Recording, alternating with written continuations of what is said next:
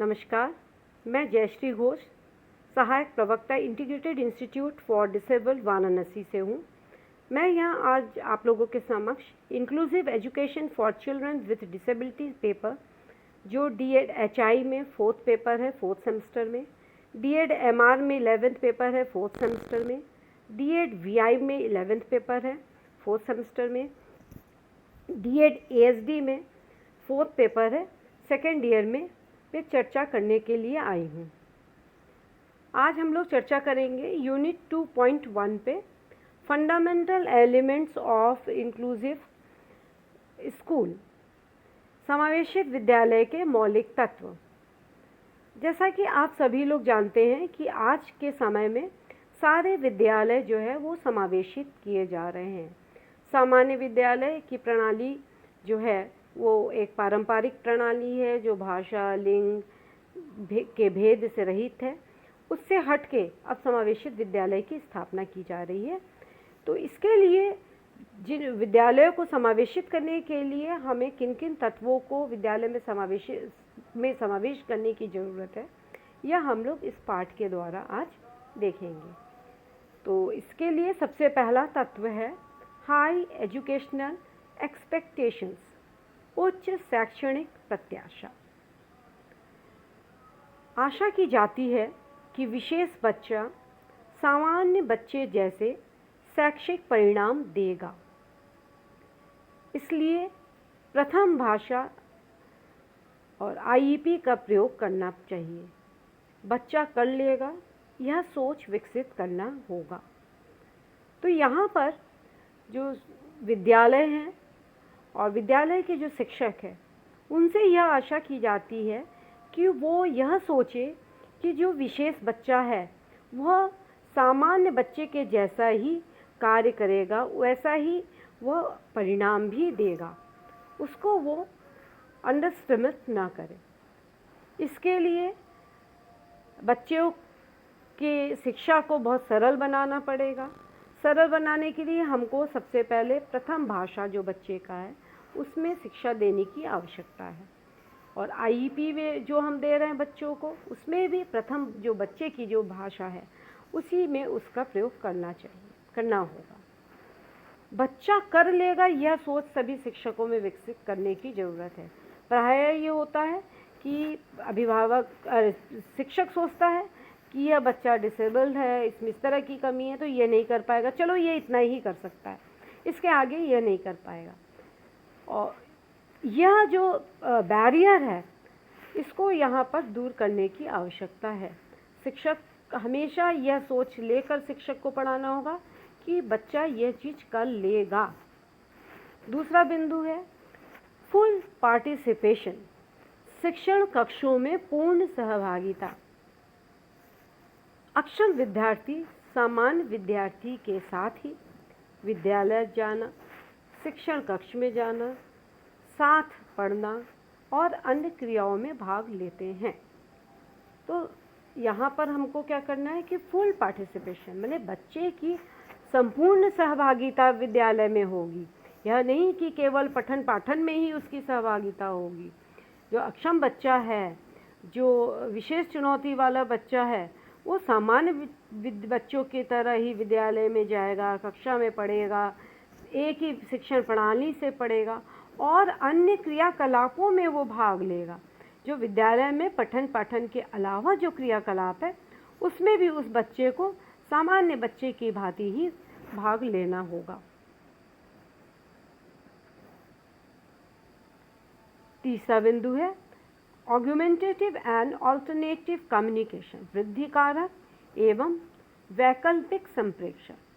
इसके लिए सहायक रखे जा सकते हैं और सहपाठियों को इसके लिए प्रशिक्षित करने की ज़रूरत है।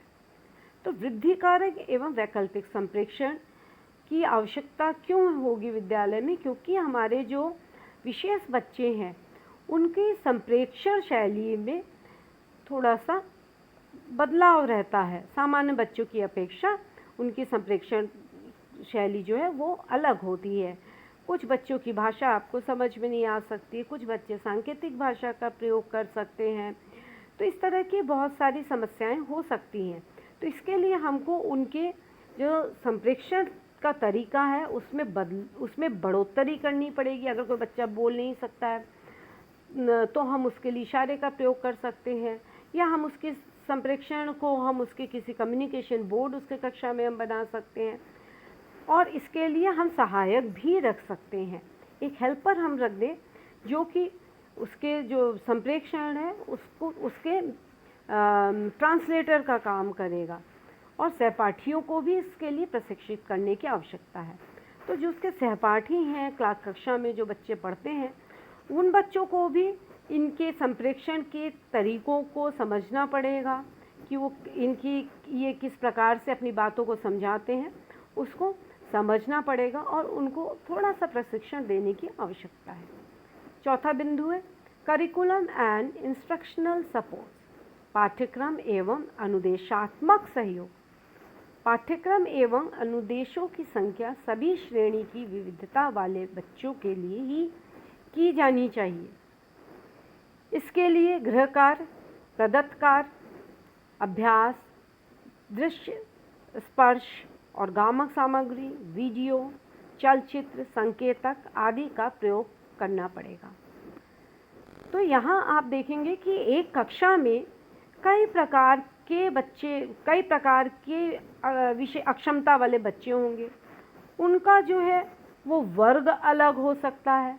इसलिए जब हम पाठ्यक्रम और अनुदेशन की संरचना करते हैं, का निर्माण करते हैं, तो हमको उन चीज़ों को भी ध्यान रखना है, उन बच्चों की जो विभिन्न क्षमताएं हैं उनको हमको ध्यान में रखना होगा, और उसके आधार पर हमको कई प्रकार के पाठ्यक्रम और अनुदेशन की संरचना एक कक्षा के लिए करना पड़ेगा। इसके लिए गृह कार्य, जैसे कि आपको बताया गया कि विभिन्न प्रकार के हम कार्य उनको दे सकते हैं, विभिन्न प्रकार के हम उनके लिए सामग्रियों का उपयोग कर सकते हैं कक्षा में, और चलचित्र संकेतक का प्रयोग हम कर सकते हैं, जिससे कि श्रवण बाधित बच्चा ये समझ सके कि जो शब्द लिखा है और जिस शब्द का उच्चारण किया जा रहा है उनमें समानता को वो स्थापित कर सके। तो इस प्रकार से हम जो है विभिन्न प्रकार के अनुदेशात्मक सहयोग का भी उपयोग कक्षा में कर सकते हैं। ऑनगोइंग ऑथेंटिक असेसमेंट, चलित प्रामाणिक आकलन, समावेशित वातावरण में समाविष्ट करने के लिए बच्चों का अधिगम, संप्रेषण, प्राथमिकता, रुचि, शैक्षिक मजबूती और कमजोरी को पहचान करनी जरूरी है। तो यहाँ पर हमको ऑनगोइंग मतलब निरंतर हमें उन बच्चों का आकलन करना पड़ेगा कि उनके अधिगम का तरीका क्या है, उनके संप्रेषण का क्या तरीका है, उनकी क्या प्राथमिकताएं हो सकती हैं, उनकी क्या किस विषय में कैसी रुचि है, शैक्षिक उसकी मजबूती क्या है और उसकी स्ट्रेंथ क्या है, माने वो किस तरह से जल्दी से शिक्षा ग्रहण कर ले रहा है, और उसकी कमज़ोरी क्या है, मतलब उसकी क्या वीकनेस है, वो क्यों नहीं शिक्षा को ग्रहण कर पाता है। इन सब चीज़ों का हमको निरंतर उसका हमको आकलन करना पड़ेगा।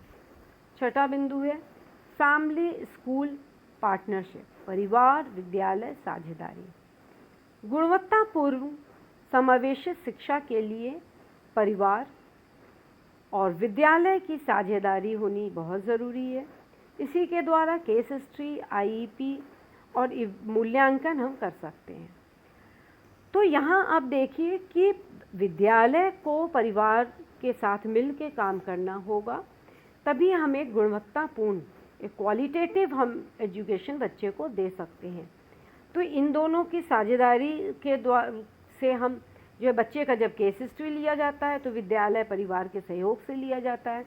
उसकी आईईपी बनाना है तो विद्यालय जो है परिवार से पूछता है कि उनकी क्या आवश्यकता है, उनको क्या लगता है कि बच्चे को पहले सिखाने की आवश्यकता है, बच्चे की किस चीज़ में रुचि है, और उसके साथ ही साथ वो मूल्यांकन कि बच्चा को जो स्कूल में सिखाया जा रहा है उसका मूल्यांकन वो घर में वो कैसे कर रहा है नहीं कर रहा है। तो ये मूल्यांकन जो है ये अभिभावक से ही पूछ के शिक्षक करता है।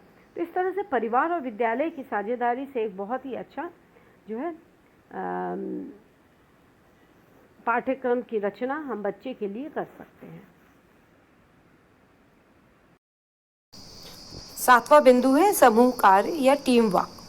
शैक्षणिक कार्यक्रमों की संरचना, क्रियान्वयन एवं मूल्यांकन में सामान्य शिक्षक, विशेष शिक्षक तथा संबंधित सेवादाता मिलकर निर्णय लेते हैं। जैसा कि आपने पूर्व में देखा था कि विद्यालय और परिवार के सदस्य मिलकर उनकी योजना बनाते हैं, यह भी उसी पे का थोड़ा विस्तारित रूप है, जिसमें कि एक समूह की बात की गई कि सामान्य शिक्षक, विशेष शिक्षक और वो व्यक्ति जो बच्चे को किसी न किसी प्रकार से सेवा प्रदान कर रहा है, सेवा पहुंचा रहा है, ये सभी लोग मिलकर बच्चे की शैक्षिक कार्यक्रमों की संरचना करते हैं, उसका फॉलोअप करते हैं और उसका मूल्यांकन में सहयोग करते हैं। 8वां बिंदु है रिलेशनशिप एंड नेचुरल सपोर्ट, संबंध तथा प्राकृतिक सहयोग। समावेशन द्वारा सामाजिक जुड़ाव होने के साथ ही साथ अक्षम विद्यार्थी मुख्य धारा में भी आएंगे। तो यहाँ पर बात की जा रही कि हमने एक समावेशित वातावरण तैयार किया है, जो कि एक कई चीज़ों को मिला जुला के हम समावेशित वातावरण को तैयार करते हैं। तो ये सिर्फ विद्यालय तक ही समावेशित ना रहे, ये समावेशित समाज में भी स्थापित हो सके यह बच्चा, उसके द्वारा उसको सामाजिक रूप से वो जुड़ सकेगा लोगों के साथ, और समाज की जो मुख्य धारा है उसमें विद्यार्थी स्वयं जुड़ सकता है। तो विद्यालय से बाहर के लिए भी हमें सोचना है इसके कार्यक्रम नियोजन में कि किस प्रकार से हम बच्चे को एक समावेशित वातावरण, समावेशित समुदाय प्रदान करें। 9वां बिंदु है फ्यूचर प्लानिंग, भविष्य की योजना बनाना। सामान्य बच्चों की तरह अक्षम बच्चों के लिए भी वार्षिक योजना एवं पाठ्यक्रम निर्माण का निर्माण किया जाता है। जिस प्रकार से हम लोग सामान्य बच्चों के भविष्य के लिए सोचते हैं कि वो इस चीज़ों में इंटरेस्ट लेता है या उसको हमको ये बनाना है, तो हमें इन बच्चों के लिए भी यही प्लानिंग करनी पड़ेगी। उनका पाठ्यक्रम निर्माण तो हम करते ही हैं, उनके लिए हमको वार्षिक योजना भी बनाना होगा कि वह कितना प्रगति कर सकता है। उसके अलावा हमें उसके भविष्य के लिए भी एक योजना बनाकर चलना पड़ेगा, तभी हम उसको उसकी शिक्षा को एक दिशा प्रदान कर सकते हैं। सेल्फ डिटर्मिनेशन या स्व निर्धारण, इसमें अक्षम व्यक्ति को अपने ही शैक्षिक कार्यक्रम निर्धारण का हिस्सा बनाना चाहिए, जिससे वो अपनी इच्छाओं को बता सकता है। तो देखिए यहाँ पर जो हमारा अक्षम बच्चा है उसको बहुत महत्व दिया गया है कि हम उसका जो शैक्षिक कार्यक्रम बनाएंगे, हम उसमें उसका भी राय मशवरा लेंगे कि वो बच्चा क्या चाहता है, उसका इंटरेस्ट किस तरफ से है, उसकी क्या इच्छाएं हैं, इसको भी महत्व दिया जाएगा। 11 बिंदु है special and general education reform, विशेष तथा सामान्य शिक्षा सुधार। सामान्य एवं विशेष शिक्षा में सुधार करके विद्यार्थियों का एक समुदाय तैयार कर विद्यार्थियों को समावेशित किया जा सकता है।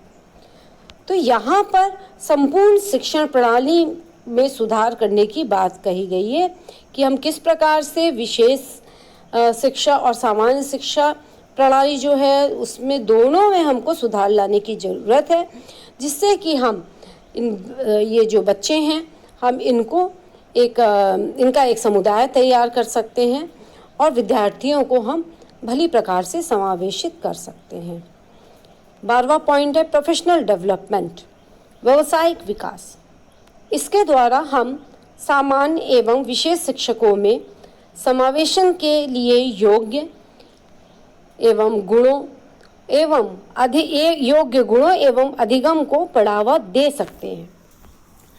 तो यहाँ पर प्रोफेशनल्स के डेवलपमेंट की बात कही गई कि जो हमारे सामान्य और विशेष शिक्षक हैं उनको भी हमको शॉर्ट टर्म्स कुछ कोर्स करा के उनको नई जो तकनीकी है, न्यू टेक्नोलॉजी जो एजुकेशन में आ रही है, उन सब के बारे में उनको परिचित कराया जा सके समय समय पे, जिससे कि वो नई शिक्षण पद्धतियों को अपना सके, अपनी शिक्षण की रणनीतियों को अपग्रेड कर सके। तो यह बहुत ज़रूरी है आजकल के समय में। तो इस प्रकार से हम देखते हैं कि ये जो बिंदुएं हैं, ये जो तत्व हैं, इनके द्वारा हम किसी भी विद्यालय को समावेशित कर सकते हैं, या समावेशित विद्यालय स्थापित करने के लिए हमको इन तत्वों को उस विद्यालय में रखना बहुत ज़रूरी है। अब है प्रश्नों की बारी। तो पहला प्रश्न है, वो कौन से मौलिक तत्व हैं जिनकी आवश्यकता समावेशित विद्यालय में होती है। दूसरा प्रश्न है, वह कौन सा मौलिक तत्व है जिसके अंतर्गत अक्षम विद्यार्थी अपने लक्ष्य के निर्धारण में शामिल होता है। जैसा कि आप सभी को पता है कि आपको अपने व्हाट्सएप ग्रुप में प्रश्नों के उत्तर पोस्ट करने हैं। आप प्रश्नों के उत्तर जब लिखेंगे तो उसके ऊपर आप पेपर का नाम, अपना नाम और आप किस पाठ्यक्रम से संबंधित है, DED-SC, HI, DED-SC, MR किससे संबंधित है, उसका नाम लिखकर आप पोस्ट करेंगे। आशा करती हूँ कि आप लोग पाठ को अच्छे से समझ चुके हैं, और भी आपके पास बहुत से स्रोत हैं जिसके द्वारा आप प्रश्नों का उत्तर लिख सकते हैं और पाठ को और विस्तार से पढ़ सकते हैं। धन्यवाद।